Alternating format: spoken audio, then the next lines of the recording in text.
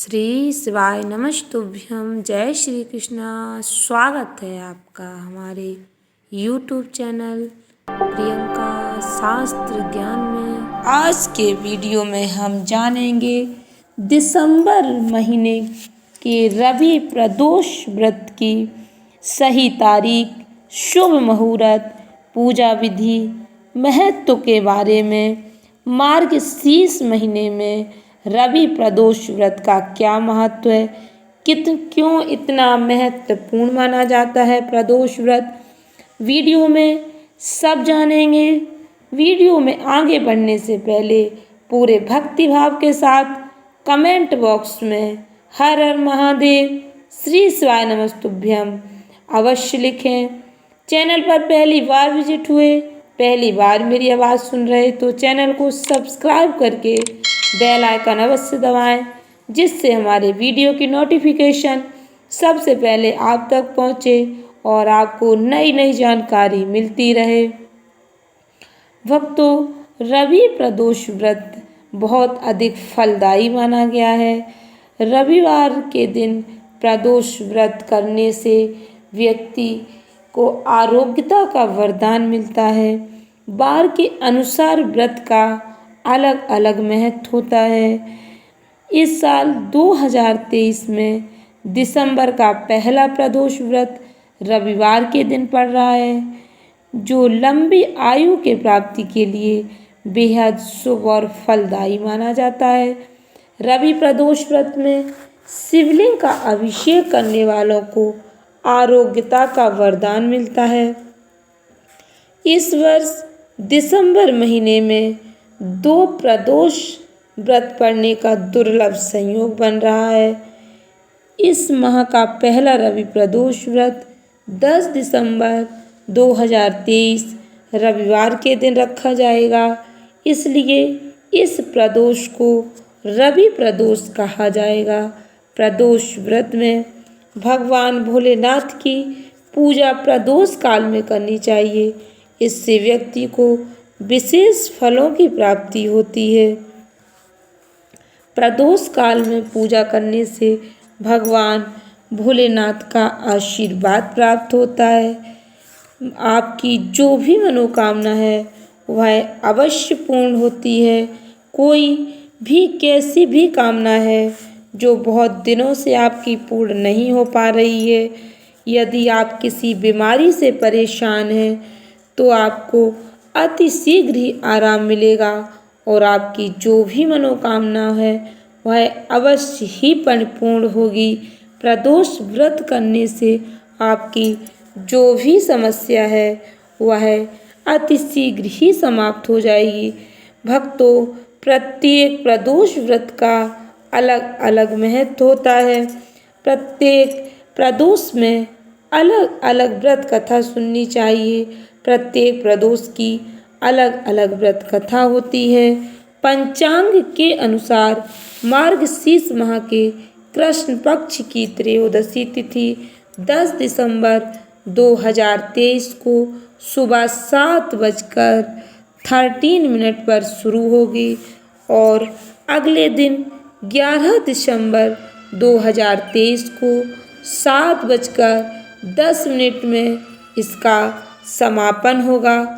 पूजा का शुभ मुहूर्त शाम 5:24 से लेकर शाम 8:08 तक रहेगा। भक्तों, पूजा का शुभ मुहूर्त एक बार फिर से ध्यान से सुने। पूजा का शुभ मुहूर्त शाम 5:24 से लेकर रात 8:08 तक रहेगा। रविवार के दिन पड़ने वाले प्रदोष का व्रत करने और महादेव की पूजा आराधना विधि विधान से करने से आयु वृद्धि, सुख, सौभाग्य और अच्छे स्वास्थ्य की प्राप्ति होती है। जिन लोगों को रोग बीमारी अधिक सताते हैं उन्हें रवि प्रदोष अवश्य करना चाहिए। प्रदोष व्रत करने वाले व्यक्ति का प्रदोष काल में ही भगवान भोलेनाथ की पूजा आराधना करनी चाहिए। रवि प्रदोष व्रत की कथा कुछ इस प्रकार है। रविवार के दिन आने के कारण इस प्रदोष को रवि प्रदोष कहा जाएगा। प्रदोष व्रत हर महीने के दोनों पक्षों की त्रयोदशी तिथि को रखा जाता है। एक समय सर्व प्राणियों के हितार्थ परम पावन भागीरथी के तट पर ऋषि समाज द्वारा विशाल गोष्ठी का आयोजन किया गया। इस सभा में व्यास जी के परम शिष्य पुराण वेत्ता सूत जी महाराज हरि कीर्तन करते हुए पधारे। सूत जी को आते हुए देखकर शौनक आदि 88,000 ऋषि मुनियों ने खड़े होकर दंडवत प्रणाम किया। महाज्ञानी सूत जी ने भक्ति भाव से ऋषियों को हृदय से लगाया और आशीर्वाद दिया। विद्वान ऋषिगण और सब शिष्य आसनों पर विराजमान हो गए। शौनक आदि ऋषि ने पूछा, हे पूज्यवर महामते, कृपया यह बताने का कष्ट करें कि मंगलप्रद कष्ट निवारक यह व्रत सबसे पहले किसने किया और उसे क्या फल प्राप्त हुआ। श्री सूत जी बोले, आप सभी शिव के परम भक्त हैं। आपकी भक्ति को देखकर मैं व्रती मनुष्यों को कथा कहता हूँ, ध्यान से सुने। रवि प्रदोष व्रत की कथा ध्यान से सुने। प्रदोष व्रत रखने के बाद व्रत कथा अवश्य सुननी चाहिए। सूत जी ने शौनक आदि ऋषियों को यह कथा सुनाई। रवि प्रदोष व्रत की कथा के अनुसार एक गांव में अति दीन ब्राह्मण निवास करता था। उसकी साध्वी स्त्री प्रदोष व्रत किया करती थी।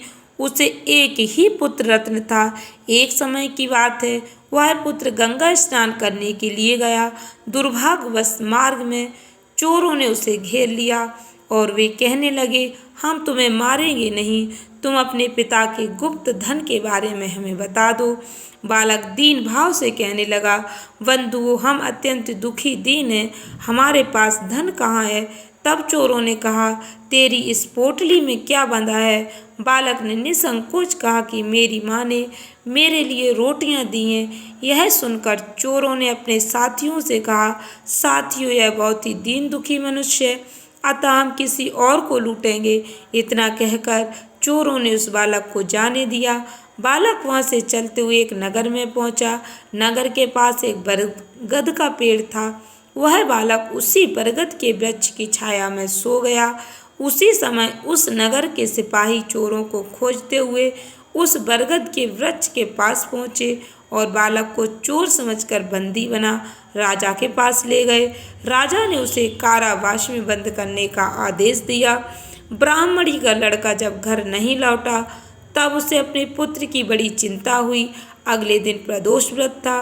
ब्राह्मणी ने प्रदोष व्रत किया और भगवान भोलेनाथ से मन ही मन अपने पुत्र की कुशलता की प्रार्थना करने लगी। भगवान भोलेनाथ ने उस ब्राह्मणी की प्रार्थना स्वीकार कर ली। उसी रात भगवान शंकर ने उस राजा को स्वप्न में आदेश दिया, वह बालक चोर नहीं है, उसे प्रातःकाल छोड़ दें, अन्यथा उसका सारा राज्य वैभव नष्ट हो जाएगा। प्रातःकाल राजा ने शिव जी की आज्ञा अनुसार उस बालक को कारावास से मुक्त कर दिया। बालक ने अपनी सारी कहानी राजा को सुनाई। सारा वृतांत सुनकर राजा ने अपने सिपाहियों को उस बालक के घर भेजा और उसके माता पिता को राज दरबार में बुलाया। उसके माता पिता बहुत ही भयभीत थे। राजा ने उन्हें भयभीत देकर कहा कि आप भयभीत न हों, आपका बालक निर्दोष है। राजा ने ब्राह्मण को 5 गांव दान में दिए, जिससे वे अपना जीवन सुखपूर्वक व्यतीत कर सकें। भगवान शिव जी की कृपा से ब्राह्मण परिवार आनंद से रहने लगा। अतः भक्तों, जो मनुष्य रवि प्रदोष व्रत को श्रद्धा पूर्वक करता है, वह सुखपूर्वक और निरोगी होकर अपना पूर्ण जीवन व्यतीत करता है और उसके जीवन में खुशहाली आती है। उसके जीवन में जो भी परेशानियां होती हैं वो समाप्त हो जाती हैं और वह सुखी जीवन व्यतीत करता है। भक्तों, प्रदोष व्रत में प्रदोष काल के समय ही पूजा आराधना करनी चाहिए। प्रदोष काल में भगवान भोलेनाथ की पूजा आराधना करने का विशेष महत्व है। प्रदोष काल का समय सूर्य अस्त होने से 45 मिनट पहले यानी 45 मिनट पहले और सूर्य अस्त होने के 45 मिनट बाद तक का समय प्रदोष काल कहलाता है। इस समय में शिव जी की पूजा आराधना करने से आपकी जो भी मनोकामना है वह अति शीघ्र परिपूर्ण हो जाती है।